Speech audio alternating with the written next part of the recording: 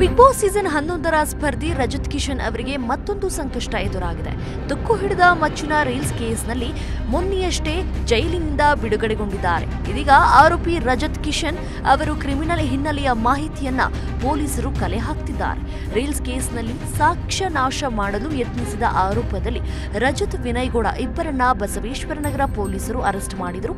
Court ನ್ಯಾಯಾಂಗ ಬಂಧನ ವಿಧಿಸಿದ ಹಿನ್ನೆಲೆಯಲ್ಲಿ ಆರೋಪಿಗಳು ಪರಪ್ಪನ ಅಗ್ರಹಾರ ಜೈಲು ಪಾಲಾಗಿದ್ದರು. ಮಚ್ಚಿನ ಪ್ರಕರಣದಲ್ಲಿ ಬಿಡುಗಡೆಯಾಗ್ತಿದ್ದ ಹಾಗೆ ಆರೋಪಿ ವಿನಯ್ ಅವರು ಎಲ್ಲರಲ್ಲೂ ಕ್ಷಮೆಯನ್ನ ಯಾಚಿಸಿದ್ರು. ಈ ಬಗ್ಗೆ ವಿಡಿಯೋ ಮಾಡಿ ಈ ಪ್ರಕರಣದಲ್ಲಿ ಪೊಲೀಸರು ಅವರ ತನಿಖೆಯನ್ನ ಮಾಡಿದ್ದಾರೆ. ನಾನೊಬ್ಬ ಸೆಲೆಬ್ರಿಟಿ ಅಂತ ಟ್ರೀಟ್ ಮಾಡಲಿಲ್ಲ, ನಮ್ಮನ್ನ ಕಾಮನ್ ಮ್ಯಾನ್ ರೀತಿ ನೋಡಿ ವರ್ತಿಸಿದ್ದಾರೆ. ದಯವಿಟ್ಟು ಪೊಲೀಸರ ಮೇಲೆ ಯಾವುದೇ ಆರೋಪವನ್ನ ಮಾಡಬೇಡಿ ಅಂತ ವಿನಯ್ ಗೌಡ ಅವರು ಅಭಿಮಾನಿಗಳಲ್ಲಿ ಮನವಿಯನ್ನ ಮಾಡಿಕೊಂಡಿದ್ದಾರೆ. ಆದರೆ ರಜತ್ ಅವರು ಇದುವರೆಗೂ ಯಾವುದೇ ರೀತಿಯ ರಿಯಾಕ್ಟ್ ಮಾಡಿಲ್ಲ. ಮಜ್ಜು ಹಿಡಿದು ರೀಲ್ಸ್ ಮಾಡಿದ ಪ್ರಕರಣದ ಬಳಿಕ ಆರೋಪಿ ರಜತ್ಗೆ ಮತ್ತೊಂದು ತಲೆನೋವು ಎದುರಾಗಿದೆ. ಬಸವೇಶ್ವರನಗರ ಪೊಲೀಸರು ರೀಲ್ಸ್ ಮಾಡಿದ ರಜತ್ ವಿರುದ್ಧ ರೌಡಿ ಶೀಟರ್ ಪಟ್ಟಿ ಓಪನ್ ಮಾಡಲು ಚಿಂತನೆಯನ್ನ ನಡೆಸಿದ್ದಾರೆ ಎನ್ನಲಾಗಿದೆ.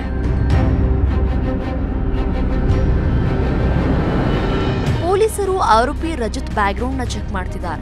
ರಜತ್ ಚಲನವಲನ ಕ್ರಿಮಿನಲ್ ಹಿಸ್ಟ್ರಿ ಬಗ್ಗೆ ಮಾಹಿತಿಯನ್ನ ಕಲೆ ಹಾಕಲಾಗ್ತಾ ಇದೆ.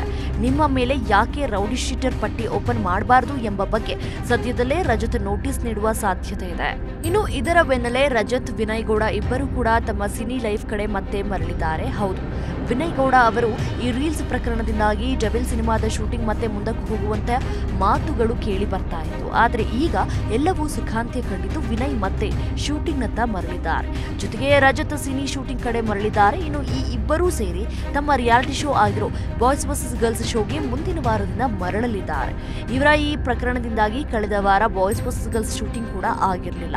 ಆದರೆ ಮುಂದಿನ ವಾರದಿಂದ ಮತ್ತೆ ಈ ಇಬ್ಬರು ಅಖಾಡಕ್ಕೆ ಮರಳಲಿದ್ದು ಆನೆ ಗೂಳಿಯ ಆಟ ಮತ್ತೆ ಕಳೆಕಟ್ಟಲಿದೆ.